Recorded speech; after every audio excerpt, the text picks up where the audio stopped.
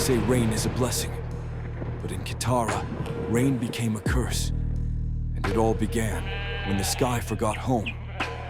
For 7 seasons, no rain touched the soil of Kitara.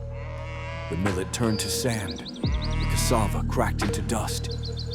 Even the gods, it seemed, had turned their faces away. In the heart of this dying land stood 3 souls, fated by blood and curse. Zawadi, the elder woman, wise, gentle but firm, keeper of truth. Chief Baza, proud and heavy with guilt, once a great man, now hiding a secret. Kintu, the young orphan boy, curious, brave, and marked by fate. Zawadi warned them, the land is not dry, it is thirsty for justice. The people begged, they knelt, they sacrificed goats, cows, chickens, but the sky stayed silent. Then one night, a whisper passed through the grass like a snake. Zawadi spoke a name that had not been uttered in 10 years. Yasi, the Forbidden RainMaker. Chief Baza's eyes turned to fire. We banished him. He brought shame. He used blood. But the people were desperate, and desperation listens to devils. That night, the boy Kintu dreamed of drums beating in a red forest. A man with silver eyes and a burnt staff stood in the flames. Find me, he whispered, and I will make the sky bleed again. Before dawn, Kintu slipped away with nothing but a cracked gourd and the courage of a lion cub. He followed the whispering winds, east, where the bones of old kings sleep. As Kintu vanished, the sky shifted. The wind blew ash into the village. Dogs howled, goats fainted, and the shrine tree bled sap for the first time in a generation. Zawadi looked to the hills and murmured, "He has returned." "You know what you did," she said. "The curse did not fall from heaven, Baza. You buried it in the grave of another child." The chief slapped the mat and screamed, "Say nothing. If the people know." "They already do," Zawadi said, "and so do the dead." Far beyond the river, where no birds fly, a man walked with fire in his eyes and blood on his hands. Nyasi, the Forbidden One, was coming home. The drought of Kitara had never been about rain. It was about what was buried and what was coming back to collect it. They say when a name is buried, it should stay buried, but some names dig their way back. In Kitara, the name was Nyasi, the man who called the rain with blood. Young Kintu walked alone, the sun behind him, the curse ahead. A gourd tied to his back, a staff in his hand, and a voice in his mind, whispering like leaves in the wind, "Find me, and I will speak to the sky again." In Kitara, goats kicked and chickens refused to crow. The wind spun in reverse. And from the shrine tree, sap dripped like fresh blood again. Zawadi stood barefoot, eyes closed, mouth open. She whispered, "He walks. The ashes have remembered his name." Nyasi led Kintu to a dry riverbed.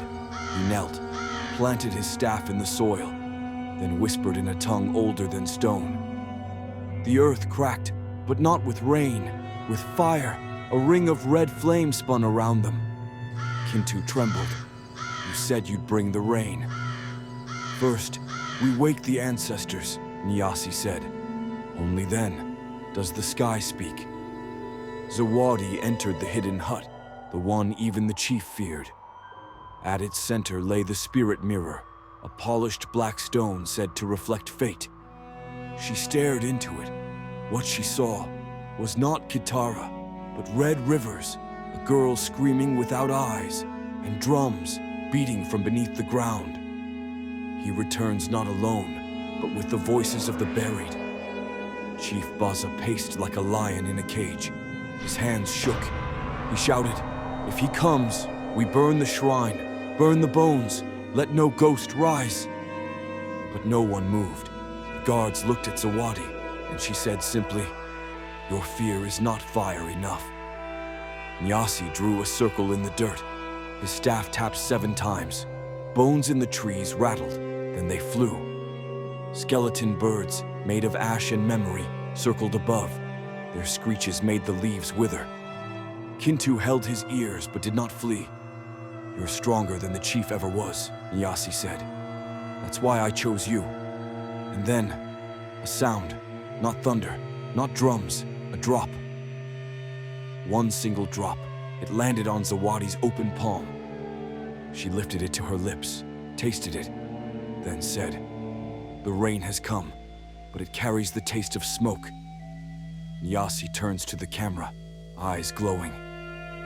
As the rain fell behind him, Nyasi turned to the boy. "The land will drink, but before it blooms, it will bleed." When a man is banished by fire, he returns with flame in his breath. So came Nyasi, no longer just a man, but a storm waiting to break. In the forest clearing, Kintu faced him. Nyasi's robe was red, blackened at the edges. His staff glowed with burnt bones. "You bear their forgotten blood," Nyasi told Kintu.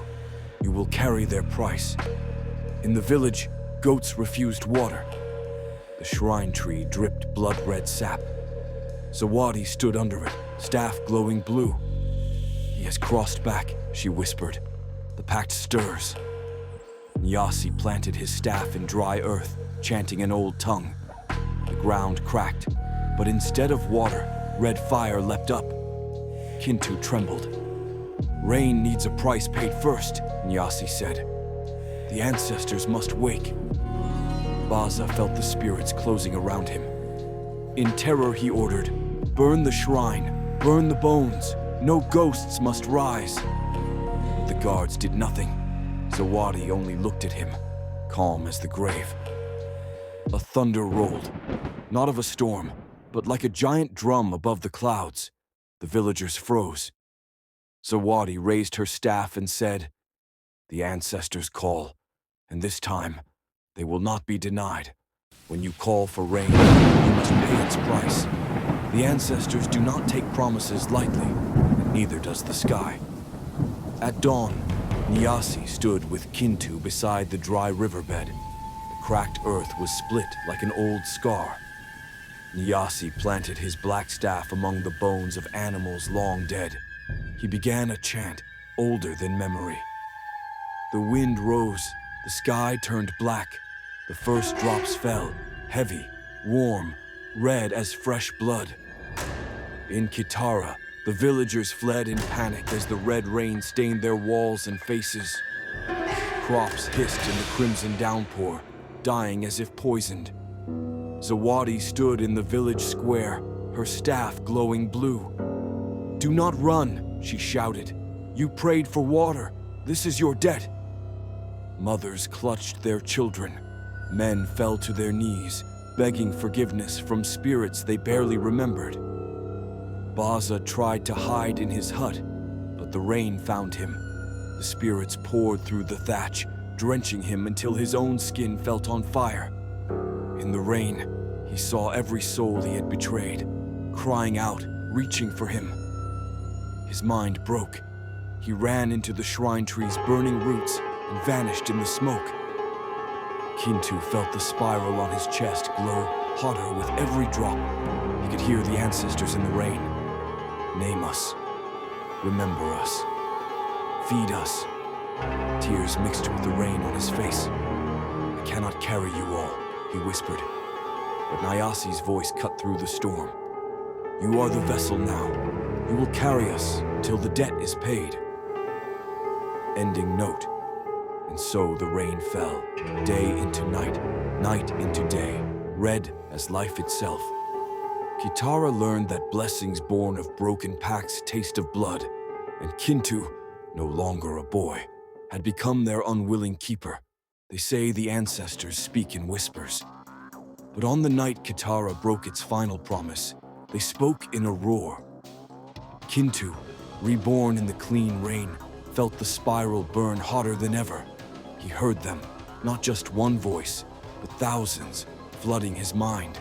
Mothers, fathers, children lost, all demanding to be remembered. The clean rain turned to a storm of voice. He walked back to the village, where children danced and laughed in the fresh water. But Kintu's eyes were hollow. The ancestors inside him would not rest. Zawadi saw him coming, staff glowing blue, and felt her heart break. "He carries them all," she whispered. "He is no longer our child." That night, the ancestors spoke through Kintu's mouth.